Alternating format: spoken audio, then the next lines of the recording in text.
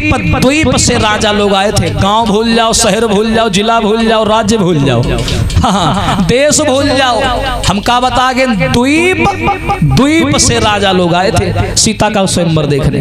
हाँ, और जब स्वयंवर शुरू हुआ भैया, राम लक्ष्मण गए गुरुजी के साथ, और जहां बढ़िया दरबार लगा था, स्वयंवर चल रहा था, और जाकर के कुर्सी पर राम लक्ष्मण बैठ गए गुरुजी के साथ।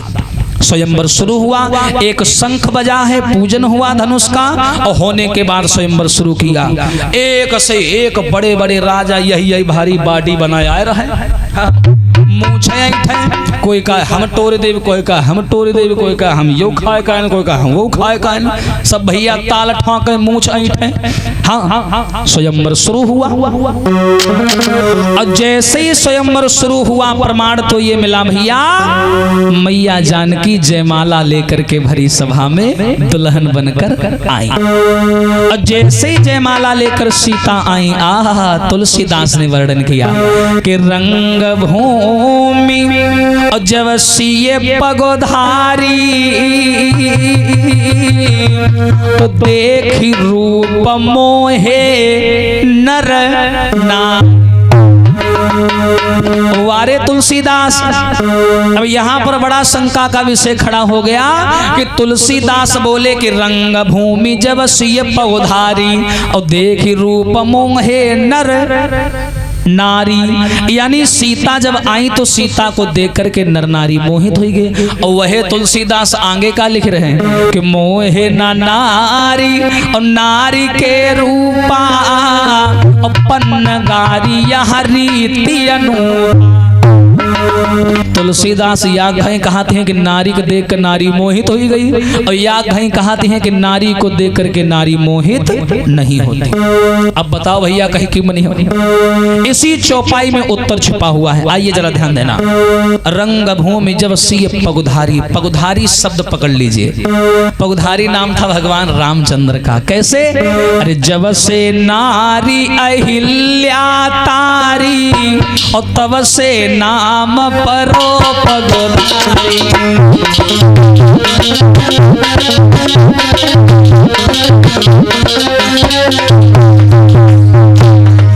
ध्यान देना भैया, पगुधारी नाम था भगवान रामचंद्र का, भी मैं समझाऊंगा। जब से नारी अहिल्या तारी, तब से नाम पड़ो पगुधारी।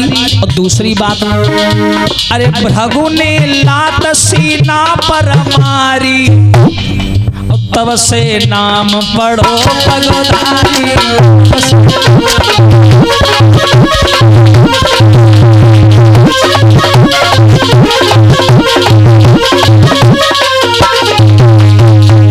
चौपाई का शब्द समझिए, रंग भूमि जब सिए पगुधारी, पगुधारी शब्द पकड़ लीजिए। पगुधारी, पगुधारी नाम है भगवान राम का। जब से नारी अहिल्या तारी, तब से नाम पड़ो पगुधारी। भृगु ने लात सीना पर मारी, सीना पर भगवान के निशान बन गए थे भृगु के, तब से नाम पड़ो पगुधारी। पगुधारी चिन्हों को धारण करने वाला पगुधारी नाम था भगवान रामचंद्र का। अर्थात रंग भूमि जब सिए पगुधारी, रंग भूमि में सीता नहीं आई, रंग भूमि में जब सीता के पति पगुधारी राम जब आए, सीता नहीं, राम जब आए, तो राम को देख करके, सीता को नहीं, राम को देख करके, देखी रूप मोहे नर, राम को देख करके नर नारी मोहित हो गए। अब देखो भैया, स्वयंवर शुरू हुआ, और जैसे ही स्वयंवर शुरू हुआ, राजा जनक ने आदेश कर दिया, भैया सब लोग जाओ और अपनी अपनी ताकत दिखाओ। अब जो के अंदर क्षमता हो, टोरो जाए धनुष, और सब राजा भैया जाए लाग। एक राजा बड़ा लबरा, हाँ, मूछे ऐठे बेर बेर ताल ठाके। जनक बोले जाओ बउआ, टोरी आओ, जाओ जाओ। वो भैया धनुष के तीर हुआ, बढ़िया दड़े बैठ के उठक बैठक लगाए से, और जैसे धनुष में यहाँ हाथ लगाए से टोरे खातिन लाग 440 वोल्ट का करंट चुप्पे आएगा बैठी गवा। हाँ, चुप्पे बैठी गवा। बगल वाला पूछे ला, काहे भैया टोरी आए हो? ना यार, वो गैरहन टोरे, फिर पता चला जो संडे है। और दूसरी बात, तो ना कहावत रहा तोरे मारे छोड़िया, आखिर तू अपना दोस्त है, जा तू तोरी आ जाए। इसी प्रकार राजा जाने लगे, लेकिन धनुष किसी से उठाना तो दूर हिलाए भी नहीं हिला। तुलसीदास ने कलम उठाई, फिर समस्या खड़ी कर दी। क्या लिखा? जब एक एक करके काम नहीं चला तो भूप सहेस 10 एक ही 12 और लगे उठावन टरहिना तारा। अब ध्यान से सुनना, तुलसीदास बोले कि जब एक एक राजा नहीं उठा पावा तो का चौपाई में लिख देना, भूप माने राजा, सहस माने 1000, 10 माने 10। तुलसीदास बोले कि 10,000 राजा या कह दें धनुष उठावे दौरी पड़े और धनुष तब नहीं हिला। बताओ अगर तुलसीदास की बात सही होती तो 10,000 राजाओं के 20,000 तो हाथ हुई गए कि नहीं? कितना बड़ा यार धनुष हुई। दूसरी बात, अगर धनुष धोखे में यहाँ टूट जाते तो सीता जी कही के जयमाला डरती का सबके डार देती और डार दी सबके, ऐसा तो था। आइए व्याकरण की दृष्टि से इसको सॉल्व करते हैं, इसको सुलझाते हैं। ध्यान देना भैया जरा। तुलसीदास ने कहा भूप सहस 10 एक ही 12। अब यहाँ पर क्या लगा? सहस माने 1000, 10 माने 10। 10,000 की संख्या को आप एक कोने में लिख लीजिए। ध्यान से सुनिएगा। कहते हैं गोस्वामी तुलसीदास की जो रामायण है ये व्याकरण हिंदी साहित्य के ऊपर निर्भर है, इतना आसान नहीं है। तभी तो लोग एक एक चौपाई में घंटों घंटों बहस करते हैं, व्याकरण का ज्ञान नहीं होता या उसे खोपड़ी नौचा करते हैं। हाँ सुनिए, भूप सहस 10,000 शब्द एक तरफ कर लीजिए, एक ही 12 बहुवचन, एक वचन, द्विवचन, बहुवचन। अब 10,000 आदमियों को अगर व्याकरण की संज्ञा देनी है तो क्या दोगे आप लोग? बहुवचन तो बोलोगे। अच्छा, जैसे ऐसी 10,000 आदमी बैठे हैं, ऐसी एक बैठा है, हम तुमसे कहें कि इनको व्याकरण की संज्ञा दो तो तुम क्या कहिए हो? जो एक बैठा वो एक वचन और जो 10,000 बैठे बहुवचन। बहुमाने बहुत लोग, है ना? अब 10,000 राजा गए। अब तुलसीदास अगर 10,000 राजन का लाइन तेरे नाम लिखती तो रामायण कितनी बड़ी हो जाती ना। तो 10,000 राजाओं को समेट करके बहुवचन की संज्ञा दे दी और या कई चौपाई में सबका निपटा दी। एक ही 12 माने होता है दिन, सोमवार, मंगलवार, बुधवार, बृहस्पतिवार, शुक्रवार, शनिवार, रविवार। वार माने होता है दिन, अर्थात एक दिन में एक एक करके 10,000 राजाओं ने धनुष को उठाने का प्रयास किया। हाँ, काफी दिन भी गुजर गए थे। 10,000 राजाओं ने एक एक करके धनुष को उठाने का प्रयास किया और लगे उठावन टरहिना तारा, फिर भी धनुष किसी से हिलाए नहीं हिला। ये है इस चौपाई का मूल्यांकन। कोई ज्यादा बड़ी दुविधा नहीं है, सीधी सी बात है कि 10,000 राजाओं ने एक एक करके धनुष उठाया और इस चौपाई को जल्दी में खत्म करने के लिए तुलसीदास ने बहुवचन का प्रयोग किया ताकि 10,000 राजाओं को एक ही चौपाई में समाहित किया जा सके। अब जब 10,000 राजाओं से धनुष नहीं उठा मेरी माताओं बहनों, तो राजा जनक अपने आसन से खड़े हो गए और रोने लगे बेचारे कि कुंवारी लली रही और बिरथा पैज धनुष की ठानी।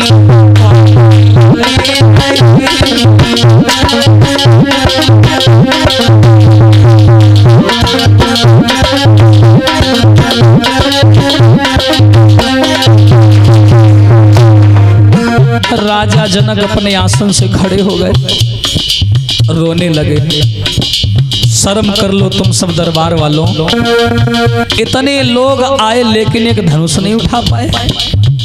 हे देश देश के राजाओं, हम किसे कहें बलशाली हैं और हमने तो केवल जान लिया पृथ्वी वीरों से खाली है।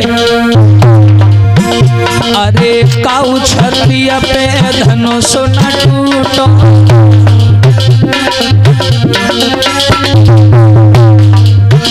अरे सब विधि भाग्य लली को फूटो।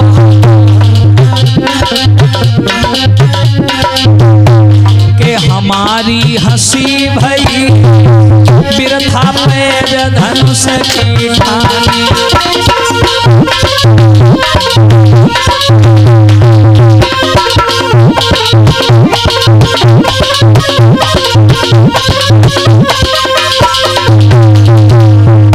जवाब दिया, शर्म कर लो देश देश के राजाओं, अब को जन भाखे भटमानी और वीर विहीन मही में।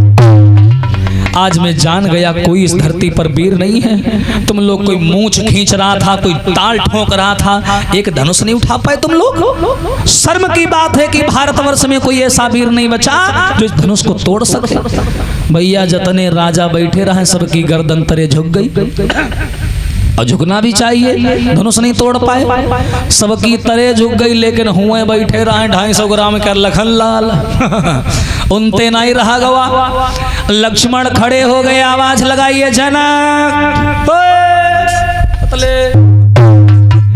जनक। जनक बोले हाँ क्या है, क्या कहा तुमने, धरती पर कोई वीर नहीं है। और रही बात इस धनुष की, धनुष के मारे कोई अगर ये लोग नहीं तोड़ पाए तो हमको एक किनारे कर दिया, हमको भी उसी में समेट लिया। और सुनिए हमारी बात जनक, ये जो धनुष का तुम ताना दे रहे हो ना, यदि आज्ञा गुरु की पाई जावे तो ब्रह्मांड को अब हिलाई डाले।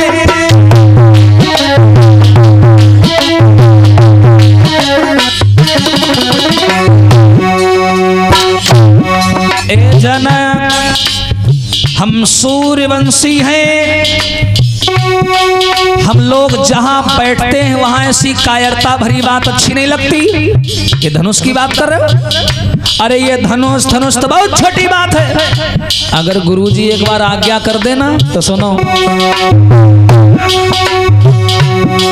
यदि आज्ञा गुरु की पाई जावे ब्रह्मांड को अब हिलाई डाले, कहो सूरज चांद को निगली जाए और यम को खा हिलाई डाले।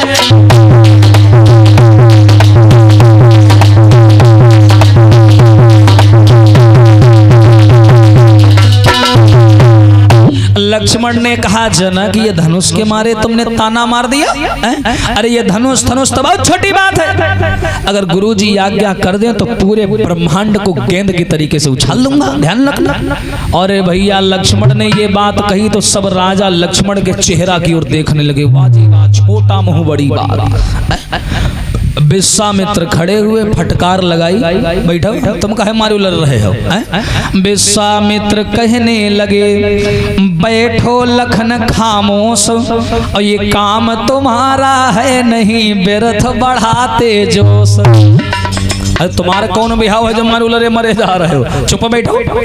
लक्ष्मण को बिठाया और राम को उठाया, कहा उठो बेटा राम, बहुत देर हो गई, बहुत देर हो गई। उठो राम भंजहु भव चापा, और मेटहु तात जनक संतापा।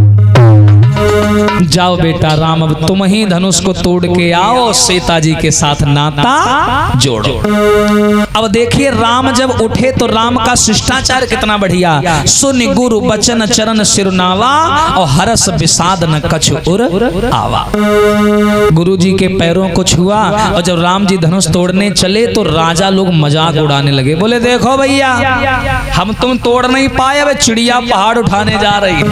हाँ। राम जी आए तो सब सहेलियां भी वहीं खड़ी, सीता जी भी वहीं खड़ी। तो सहेलियां सीता से बोली, कै बहनी इतने बड़े बड़े राजा आए, धनुष नाई तोड़ी पाए, ये तुम्हार 9.25 ग्राम कह राम जी का तोड़ी पई है धनुष। सीता जी बोली, रावण कहोगे शुद्ध शुद्ध बोल, हाँ हमारा राम धनुष टोरे जा रहे हो तो गंदी संदी बातें कह रही है। ए लड़कियों जबला वाली सुनो, हमारे राम जी धनुष तोड़ने जा रहे हैं, और तुम सब जनी अपने अपने देवतन के यहाँ मनाओ, ताकि हमारे राम जी धनुष तोड़ डाले। और जो सीता ने इतनी बात कही, वे सगरी बिटिया हुआ हाथ जोड़ लेने, सगरी बरबराए लगी, हे बरम बाबा, हे जखई बाबा, राम जी धनुष तोड़ डाले। सीता जी का भपना हुई जा। सगरी मनावे लगी। अब राम जी धनुष के पास आए। अच्छा वो धनुष क्यों नहीं उठता था किसी से? धनुष पर वास था भोले बाबा जी का। अब भोले बाबा को उठाना भैया सबके बस की बात थोड़ी ना है। राम जी आए, दिमाग से काम लिया। सबसे पहले राम जी ने धनुष को झुककर प्रणाम कर लिया, यानी दोस्ती जोड़ ली नहीं भोले बाबा तेरे। हाँ प्रणाम कर लिया। और जैसे ही प्रणाम किया भोले बाबा मुस्कुराने लगे, वारे राम जी तुम्हारे अलावा अभी तक जितने लोग तोड़ने आए सबके मन में सीता जी से शादी करने की संभोग वासनाओं की भरी थी, लेकिन तुम अकेले ऐसे आए जो केवल सादे और भोले मन से आए और मेरा सम्मान किया। तुरंत भोले बाबा धनुष से हट गए। अब धनुष हुई कैसे गवा, जैसे हम तुम गांव बनाए के नहीं खेलती हो, हल्का बिल्कुल साधारण हो गया। और तुरंत राम जी ने धनुष को उठाने का प्रयास किया। कैसे उठाया बताया? अरे लेती चढ़ावती खैचती गाढ़े, और काहू न लखा देखी सब ठाड़े।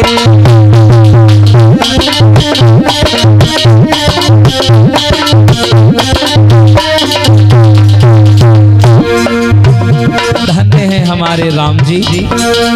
राम जी ने धनुष को उठाया और सब भैया लड़कियां सीता मैया आंख बंद किए और याक बिटियावा वह बहुत चबोड़ी रहा है और सीता जी का लवाए ले गई रहा, वह हाथ जोड़े लेकिन याक आंखें खोली झांके का हो रहा बाहर।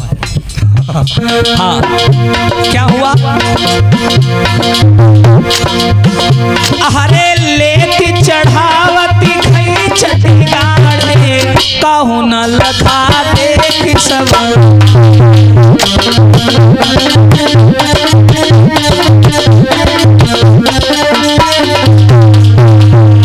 राम जी ने धनुष को लिया, चढ़ाया, खैंच